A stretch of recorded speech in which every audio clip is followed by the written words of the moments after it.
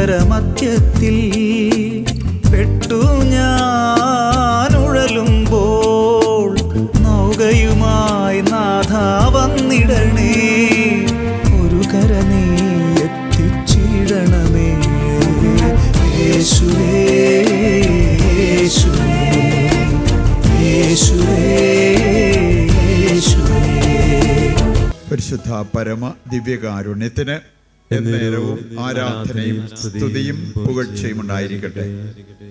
ദൈവസന്നിധിയിൽ എഴുന്നേറ്റ് നിൽക്കാം.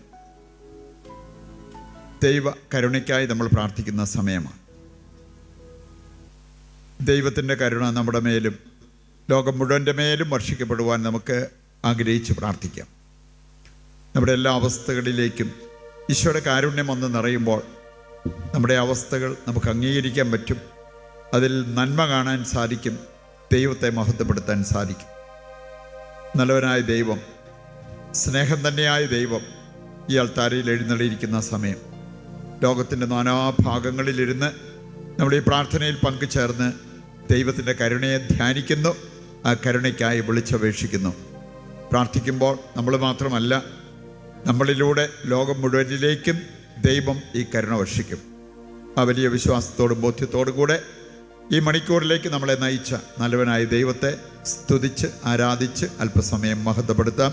യേശുവേ നന്ദി, ഹല്ലേലൂയ ഹല്ലേലൂയ. യേശുവേ ആരാധന, യേശുവേ ആരാധന. ദൈവമേ, അങ്ങ് കാരുണ്യവാനാണ്, അങ്ങ് സ്നേഹം തന്നെയാണ്.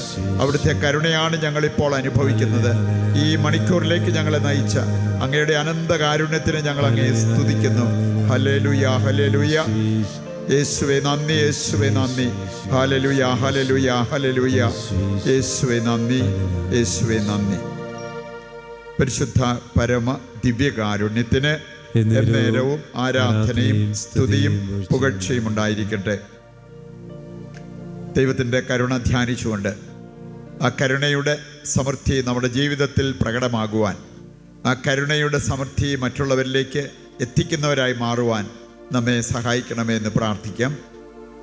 ഈശോയുടെ തിരുഹൃദയത്തിൽ നിന്ന് ഞങ്ങൾക്ക് കാരുണ്യ സ്രോതസ്സായി ഒഴുകിയിറങ്ങിയ തിരുരക്തമേ, തിരുജലമേ, ഞങ്ങളെങ്കിൽ ശരണപ്പെടുന്നു. ഈശോയുടെ തിരുഹൃദയത്തിൽ നിന്ന് ഞങ്ങൾക്ക് കാരുണ്യ സ്രോതസ്സായി ഒഴുകിയിറങ്ങിയ തിരുരക്തമേ, തിരുജലമേ, ഞങ്ങളെങ്കിൽ ശരണപ്പെടുന്നു. ഈശോയുടെ തിരുഹൃദയത്തിൽ നിന്ന് ഞങ്ങൾക്ക് കാരുണ്യ സ്രോതസ്സായി ഒഴുകിയിറങ്ങിയ തിരുരക്തമേ, തിരുജലമേ, ഞങ്ങളെങ്കിൽ ശരണപ്പെടുന്നു.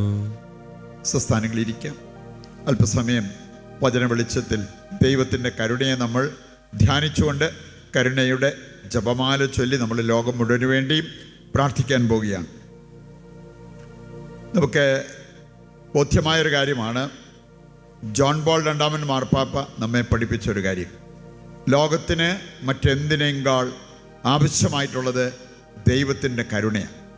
ഭക്ഷണത്തേക്കാൾ, പാർപ്പിടത്തേക്കാൾ, മെഡിസിൻ കിട്ടുന്നതിനേക്കാൾ, അങ്ങനെ നമ്മൾ ചിന്തിച്ചാൽ മറ്റെന്തിനേക്കാൾ മനുഷ്യനാവശ്യം ദൈവത്തിൻ്റെ കരുണയാണ്.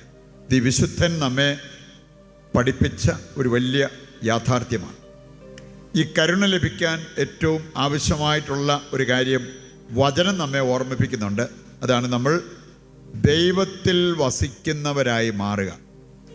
ദൈവത്തിൽ വസിക്കുക എന്ന് പറഞ്ഞാൽ പള്ളിയിലായിരിക്കുമ്പോൾ മാത്രമല്ല, പ്രാർത്ഥനയ്ക്ക് നമ്മൾ ഇരിക്കുമ്പോൾ മാത്രമല്ല. ദൈവത്തിൽ വസിക്കുക എന്ന് പറഞ്ഞാൽ രാവും പകലും 24 മണിക്കൂറും ദൈവവുമായി ബന്ധപ്പെട്ട് നമ്മൾ ജീവിക്കുക, ദൈവത്തിൻ്റെ ഹിതം ആരായുക, അതറിഞ്ഞ് അത് നിറവേറ്റി ജീവിക്കുക. അങ്ങനെയുള്ളവരാണ് ദൈവത്തിൽ വസിക്കുന്നവരായിട്ട് മാറുക.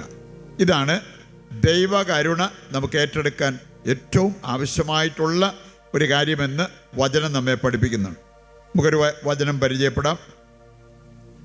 സങ്കീർത്തനം 23 6-ാമത്തെ വചനം. സങ്കീർത്തനം 23:6 നമ്മൾ വായിക്കുന്നത് ഇപ്രകാരമാണ്: ദൈവത്തിൽ വസിക്കുന്നവരെ നന്മയും കരുണയും അനുഗമിക്കും. നന്മ ഒരു ക്രിസ്ത്യാനിയുടെ ജീവിതത്തിൻ്റെ അവിഭാജ്യ ഘടകമായി മാറുന്നത്. അതുപോലെ തന്നെ ഏതൊരു ക്രിസ്ത്യാനിക്കും മറ്റെന്തിനേക്കാൾ ആവശ്യമായിട്ടുള്ളത് ദൈവത്തിൻ്റെ കരുണയാണ് എന്ന് നാം മനസ്സിലാക്കി. ഈ നന്മയും കരുണയും ആരെ അനുഗമിക്കും? ദൈവത്തിൽ വസിക്കുന്നവർ. പറയുണ്ട് ഏതെല്ലാം വിധത്തിൽ ദൈവത്തിൽ വസിക്കാൻ നമുക്ക് സാധിക്കും എന്നുള്ളത് നാം മനസ്സിലാക്കിയിരിക്കണം. അങ്ങനെ ദൈവത്തിൽ വസിക്കുന്നവർക്ക് ദൈവം വാഗ്ദാനം ചെയ്തിരിക്കുന്ന ഈ രണ്ട് കാര്യങ്ങളും നമ്മുടെ ജീവിതത്തിലേക്ക് ഏറ്റെടുക്കണം. ഈ രണ്ട് കാര്യങ്ങളിലും വളരാൻ നമുക്ക് സാധിക്കണം. നന്മയിൽ വളരുന്നവർക്ക് തിന്മയിലേക്കുള്ള ആ ചായ്വ് മാറിക്കിട്ടും. തോബിത്തിൻ്റെ പുസ്തകം 12-ാം അധ്യായത്തിലൂടെ കടന്നു പോകുമ്പോൾ അവിടെ നമ്മൾ കാണുന്ന ഒരു കാര്യമാണ്, നന്മ ചെയ്യുക നിങ്ങൾക്ക് തിന്മ ഭവിക്കുകയില്ല. പറയുണ്ട് ഈ തിന്മയിലേക്കുള്ള നമ്മുടെ ചായ്വ് മാറി തിന്മയിൽ നിന്ന് നമുക്ക് മോചനം ലഭിച്ച് നമ്മൾ ദൈവമക്കളായി വളരണമെങ്കിൽ നന്മ നമ്മിൽ വേരുറച്ച് വളരണം. അപ്പം അതിലേക്ക് ദൈവം നമ്മെ ക്ഷണിക്കുന്നത് കാണാൻ പറ്റും. അതിനാവശ്യമായിട്ടുള്ള ഒരു കാര്യം ദൈവത്തിൽ വസിക്കുക എന്നുള്ളതാണ്. കരുണ എടുക്കാനും കരുണ കൊടുക്കാനും നമുക്ക് എളുപ്പമാകുന്നത് നാം ദൈവത്തിൽ വസിക്കുന്നവരായി മാറുമ്പോഴാണ് എന്ന യാഥാർത്ഥ്യമാണ് ദൈവവചനം നമ്മെ പഠിപ്പിക്കുക. ദൈവത്തിൽ വസിക്കാൻ നമ്മെ സഹായിക്കുന്ന ഒരു 4 പ്രധാനപ്പെട്ട കാര്യങ്ങളെക്കുറിച്ച് നമുക്ക് മനസ്സിലാക്കിയിരിക്കാം. ദൈവത്തിൽ വസിക്കാൻ നമ്മെ സഹായിക്കുന്ന 4 കാര്യങ്ങൾ. ഒന്നാമത്തെ കാര്യമാണ് പ്രാർത്ഥന. പ്രാർത്ഥന ദൈവത്തിൽ വസിക്കാൻ നമ്മെ സഹായിക്കും. നമുക്കറിയാമല്ലോ, പ്രാർത്ഥിക്കുമ്പോൾ ദൈവവുമായിട്ടാണ് നമ്മൾ ബന്ധം സ്ഥാപിക്കുന്നത്. ഹന്നായുടെ പ്രാർത്ഥന 1 സാമുവേൽ 1-ാം അധ്യായം 10 മുതൽ വായിക്കുമ്പോൾ നമുക്ക് കാണാൻ സാധിക്കും, ഹന്നായിക്ക് ദൈവവുമായിട്ട് വലിയൊരു ബന്ധമുണ്ടായി. അതുപോലെ തന്നെ ആ ബന്ധം മൂലം അവളുടെ എല്ലാ പ്രശ്നങ്ങളും പരിഹരിക്കപ്പെട്ടു. എന്തായിരുന്നു കാരണം? അവളുടെ പ്രാർത്ഥന. അവൾ പ്രാർത്ഥിച്ചത് എങ്ങനെയെന്നും പറഞ്ഞിട്ടുണ്ട്. അവളുടെ ഹൃദയവികാരങ്ങൾ ദൈവസന്നിധിയിൽ ഇറക്കി വെച്ച് പ്രാർത്ഥിച്ചു. She was pouring out her heart before the Lord. അങ്ങനെയാണ് ദൈവവചനം നമ്മെ ഓർമ്മിപ്പിക്കുക. 1 സാമുവേൽ 1-ാം അധ്യായം 10 മുതൽ വായിക്കുമ്പോൾ ഇത് നമുക്ക് കാണാൻ സാധിക്കും. പറയുണ്ട് പ്രാർത്ഥന ദൈവവുമായി നമ്മെ ബന്ധപ്പെടുത്തുന്ന കാര്യമാണ്. പ്രാർത്ഥനയിലൂടെയാണ് ദൈവത്തിൻ്റെ കൃപ നമ്മുടെ ജീവിതത്തിലേക്ക് ഒഴുകി വരിക. ഈ പ്രാർത്ഥന നമ്മുടെ ജീവിതത്തിൽ സാധ്യമാകണമെങ്കിൽ വളരെ പ്രധാനപ്പെട്ട ഒരു കാര്യമാണ് ബന്ധം. ദൈവവുമായിട്ടും സഹോദരങ്ങളുമായിട്ടുള്ള ബന്ധം, അതിന് നമ്മൾ വില കൽപ്പിക്കണം. ആ ബന്ധം മുറിയാതെ നമ്മൾ അങ്ങേയറ്റം ശ്രദ്ധയുള്ളവരായി നമ്മുടെ ജീവിതത്തിൽ മുമ്പോട്ട് പോകാനായിട്ട് സാധിക്കണം. 1 പത്രോസ് 3-ാം അധ്യായം 7-ാമത്തെ വചനം നമ്മളെ പഠിപ്പിക്കുന്നുണ്ട്, പ്രാർത്ഥന മുറിയുന്നത് ബന്ധം മുറിയുമ്പോഴാണ്. അപ്പം അതുകൊണ്ടാണ് നമ്മൾ ആരോടും മനസ്സിൽ വെറുപ്പോ വിദ്വേഷമോ ഒന്നും വെച്ച് പുലർത്തരുത്. അങ്ങനെ ചെയ്യുമ്പോൾ നമ്മുടെ പ്രാർത്ഥനയ്ക്കത് വിഘ്നം വരുത്തും എന്നുള്ളത് വചനം നമ്മെ ഓർമ്മിപ്പിക്കുന്ന കാര്യമാണ്. അങ്ങനെ ദൈവകൃപ അതിൻ്റെ ഒഴുക്ക് നിലയ്ക്കുന്നത് പ്രാർത്ഥന നിലയ്ക്കുമ്പോഴാണ്. പ്രാർത്ഥന നിലയ്ക്കുന്നത് ബന്ധം മുറിയുമ്പോഴാണ്. അതുകൊണ്ട് ഈ കാര്യങ്ങളെല്ലാം പ്രാധാന്യമുള്ള കാര്യങ്ങളാണ് എന്ന് മനസ്സിലാക്കി നമുക്ക് മുമ്പോട്ട് പോകാനായിട്ട് സാധിക്കണം. രണ്ടാമതൊരു കാര്യം, ദൈവത്തിൽ വസിക്കാൻ നമ്മെ സഹായിക്കുന്ന രണ്ടാമത്തെ കാര്യമാണ് സ്നേഹം. നമുക്കറിയാം, നമ്മൾ ദൈവമക്കളായി മാറുന്നത് സ്നേഹിക്കുമ്പോഴാണ്. നമ്മുടെ ജീവിതത്തിൽ വിജയം നമ്മൾ വരിക്കുന്നത് സ്നേഹിക്കുമ്പോഴാണ്. നമുക്ക് ഈ ജ്ഞാനത്തിൻ്റെ അഭിഷേകം വേണമെങ്കിൽ സ്നേഹത്തിൽ നമ്മൾ വളരണം. ഇതെല്ലാം ദൈവവചനം നമ്മെ ഓർമ്മിപ്പിക്കുന്ന പഠിപ്പിക്കുന്ന കാര്യങ്ങളാണ്. പ്രഭാഷകൻ 1:10 വായിച്ചാൽ നമ്മുടെ സ്നേഹത്തിൻ്റെ അളവനുസരിച്ചാണ് ജ്ഞാനത്തിൻ്റെ അളവ് ദൈവം നിർണയിക്കുക. പറയുണ്ട്, ദൈവത്തെ കൂടുതൽ സ്നേഹിച്ചാൽ അങ്ങനെയുള്ളവർക്ക് ദൈവിക ജ്ഞാനത്തിൻ്റെ അളവ് ഉയർന്നു നിൽക്കും എന്നുള്ളത് ഈ വചനഭാഗം നമ്മെ ഓർമ്മിപ്പിക്കുന്ന കാര്യമാണ്. പ്രഭാഷകൻ 1:10 വചനം. മാത്രമല്ല, നാം ദൈവമക്കളാണെന്ന് മറ്റുള്ളവർ പറയേണ്ടത് നമ്മൾ പരസ്പരം സ്നേഹിക്കുന്നത് കണ്ടിട്ടാണ്. നമുക്ക് ദൈവത്തെ സ്നേഹിക്കാൻ പറ്റണം. ദൈവത്തെ സ്നേഹിക്കുന്നവർ നിശ്ചയമായും പരസ്പരം സ്നേഹിക്കണം. 1 യോഹന്നാൻ 4:20 വായിക്കുമ്പോൾ അവിടെ പറഞ്ഞിരിക്കുന്ന ഒരു കാര്യമാണ്, കാണപ്പെടുന്ന സഹോദരങ്ങളെ സ്നേഹിക്കാത്തവർക്ക് എങ്ങനെ കാണപ്പെടാത്ത ദൈവത്തെ സ്നേഹിക്കാൻ പറ്റും. അപ്പം അതുകൊണ്ട് ഈ വെർട്ടിക്കൽ ഡയമെൻഷൻ, ഹൊറിസോണ്ടൽ ഡയമെൻഷൻ, ഈ 2 കാര്യങ്ങളും നമ്മുടെ ജീവിതത്തിൽ നിറവേറേണ്ട കാര്യമാണ്. വെർട്ടിക്കൽ ഡയമെൻഷൻ എന്ന് പറഞ്ഞാൽ ഞാൻ എൻ്റെ ദൈവത്തെ സ്നേഹിക്കുന്നത്. ഇനി അത് സാധൂകരിക്കപ്പെടുന്നത് ആ ഹൊറിസോണ്ടൽ ഡയമെൻഷനിലൂടെയാണ് ഞാൻ എൻ്റെ സഹോദരങ്ങളെ സ്നേഹിക്കുന്നതിലൂടെ. ഈ രണ്ട് കാര്യങ്ങളും ദൈവത്തിൽ വസിക്കാൻ നമ്മെ സഹായിക്കുന്ന കാര്യങ്ങളാണ് എന്ന് നാം മനസ്സിലാക്കണം. മൂന്നാമത്തെ കാര്യമാണ് ദൈവവചനം. നമുക്കറിയാം, ദൈവവചനം എന്ന് പറഞ്ഞാൽ ദൈവം തന്നെയാണ്. അപ്പം വചനത്തിൽ വസിക്കുന്നവർ ദൈവത്തിൽ വസിക്കുന്നവരായിട്ട് മാറും. ദൈവവചനം ഭക്ഷിച്ച് വയറ് നിറയ്ക്കാനുള്ള വിളി ലഭിച്ചവരാണ് ദൈവമക്കൾ എന്ന് നമുക്കറിയാം. മത്തായി 4-ാം അധ്യായത്തിൻ്റെ 4-ാമത്തെ വചനം പറയുന്നുണ്ട്, മനുഷ്യൻ ജീവിക്കേണ്ടത് അപ്പം കൊണ്ട് മാത്രമല്ല, ദൈവത്തിൻ്റെ നാവിൽ നിന്ന് വീഴുന്ന തിരുവചനങ്ങൾ കൊണ്ടാണ്. അപ്പം അതുകൊണ്ടാണ് ആത്മീയ ഭോജ്യം, നമ്മുടെ ആത്മാവിന് നമ്മൾ ഭക്ഷണം നൽകണം, അത് അനുദിനം നമ്മൾ നൽകണം എന്നുള്ള ആ ഒരു യാഥാർത്ഥ്യം മനസ്സിലാക്കി നമ്മൾ നമ്മുടെ ജീവിതത്തിൽ മുന്നോട്ട് പോകുന്നത്.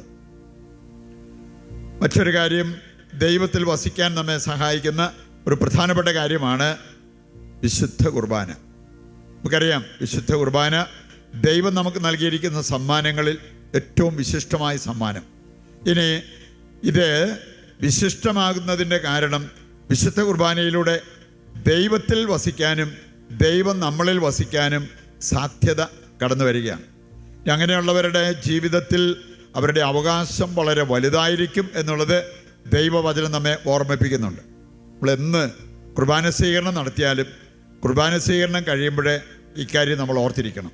കാരണം അൽഫോൻസസ് ലിഗോരി, വിശുദ്ധ അൽഫോൻസസ് ലിഗോരി പറഞ്ഞിട്ടുള്ളൊരു കാര്യം, പ്രാർത്ഥിക്കാൻ ഏറ്റവും നല്ല സമയം കുർബാന സ്വീകരണം കഴിഞ്ഞുള്ള സമയമാണ്. ഇത് വചനത്തിൽ നമുക്ക് കാണാൻ സാധിക്കും. യോഹന്നാന്റെ സുവിശേഷം 15:7 എടുക്കുമ്പോൾ അവിടെ പറഞ്ഞിരിക്കുന്നൊരു കാര്യമുണ്ട്, നിങ്ങൾ എന്നിൽ വസിക്കുകയും എൻ്റെ വാക്കുകൾ നിങ്ങളിൽ നിലനിൽക്കുകയും ചെയ്യുന്നുവെങ്കിൽ ഇഷ്ടമുള്ളത് ചോദിക്കാം, നിങ്ങൾക്ക് ലഭിക്കും. അപ്പോൾ വലിയൊരു അവകാശം നമുക്ക് തരികയാണ്. ഇഷ്ടമുള്ളത് ചോദിക്കാം, നിങ്ങൾക്ക് ലഭിക്കും. അതിനെന്ത് ചെയ്യണം? ദൈവത്തിൽ വസിക്കണം. ദൈവത്തിൻ്റെ വാക്കുകൾ, ദൈവത്തിൻ്റെ വചനങ്ങൾ നമ്മിൽ വസിക്കണം. യോഹന്നാൻ 8:31 മുതൽ വായിക്കുമ്പോൾ അവിടെയും പറഞ്ഞിട്ടുണ്ട്, ദൈവത്തിൽ വസിക്കുന്നവരുടെ അവകാശം വളരെ വലുതാണ്. ദൈവവചനത്തിൽ നിലനിൽക്കുന്നവരുടെ ആധ്യാത്മിക വളർച്ച വളരെ വലുതായിരിക്കും. എൻ്റെ വചനം കേൾക്കുക, വചനത്തിൽ നിലനിൽക്കുക, അപ്പോൾ നിങ്ങൾ എൻ്റെ ശിഷ്യരായി മാറും. എനിക്ക് ശിഷ്യത്വം അത് ആത്മീയ വളർച്ചയുടെ ഒരടയാളമാണ്. നമ്മൾ ഒരു സാധാ വിശ്വാസിയായിട്ട് മാറിയാൽ പോരാ, ശിഷ്യരായിട്ട് മാറണം. അതിന് നമ്മെ സഹായിക്കുന്ന ചില കാര്യങ്ങളാണ് നമ്മളിവിടെ കണ്ടത്. പ്രാർത്ഥന, ദൈവവചനം, അതുപോലെ സ്നേഹം, വിശുദ്ധ കുർബാന. ഈ 4 കാര്യങ്ങൾ ദൈവത്തിൽ വസിക്കാനും അതിലൂടെ ദൈവകരുണയുടെ സമൃദ്ധി ഏറ്റെടുക്കാൻ നമ്മെ സഹായിക്കുന്ന കാര്യങ്ങളാണ്. ഇത് ബോധ്യപ്പെട്ടുകൊണ്ട് നമുക്ക് മുമ്പോട്ടുള്ള നമ്മുടെ ജീവിതത്തിൽ ഇവയ്ക്ക് വലിയ സ്ഥാനം കൽപ്പിച്ച് മുന്നേറുവാൻ നമുക്ക് ആഗ്രഹിച്ച് അതിനായിട്ട് പ്രാർത്ഥിക്കാം. നമ്മുടെ എല്ലാ പ്രാർത്ഥനാ നിയോഗങ്ങളെയും സ്വർഗത്തിലേക്ക് ഉയർത്താം. നമ്മുടെ ആവശ്യങ്ങളും നമ്മുടെ വ്യക്തിപരമായ ആവശ്യങ്ങളും സ്വർഗത്തിലേക്ക് ഉയർത്തി അല്പസമയം കർത്താവിനെ സ്തുതിച്ചുകൊണ്ട് ദിവ്യകാരുണ്യത്തിൻ്റെ ആശീർവാദം സ്വീകരിക്കുവാൻ നമുക്ക് ഒരുങ്ങാം. യേശുവേ നന്ദി, ഹല്ലേലൂയ, ഹല്ലേലൂയ. കർത്താവേ ഏറ്റെടുക്കണമേ, ഞങ്ങളുടെ പ്രാർത്ഥനാ നിയോഗങ്ങളെല്ലാം ഏറ്റെടുക്കണമേ, അങ്ങ് ഞങ്ങളെ അനുഗ്രഹിക്കണമേ എന്ന് പ്രാർത്ഥിക്കുന്നു. Hallelujah, hallelujah.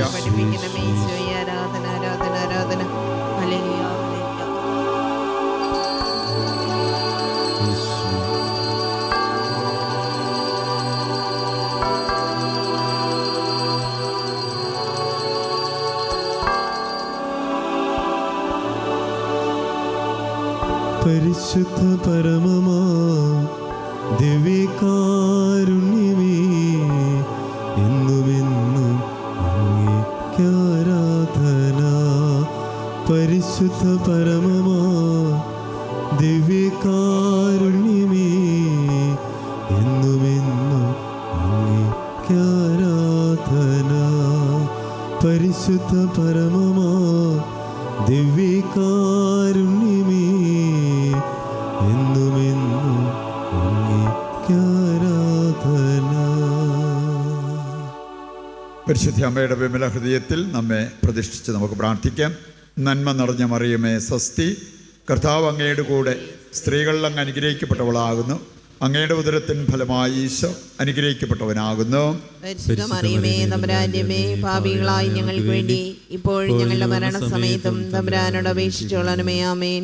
ഞങ്ങളുടെ സഹായമായ പരിശുദ്ധ മറിയമേ, ഞങ്ങൾക്ക് വേണ്ടി അപേക്ഷിക്കണമേ. വിശുദ്ധ ഔസേപ്പ് പിതാവേ, ഞങ്ങൾക്ക് വേണ്ടി അപേക്ഷിക്കണമേ. വിശുദ്ധ ഫൗസ്റ്റീനായേ, ഞങ്ങൾക്ക് വേണ്ടി അപേക്ഷിക്കണമേ.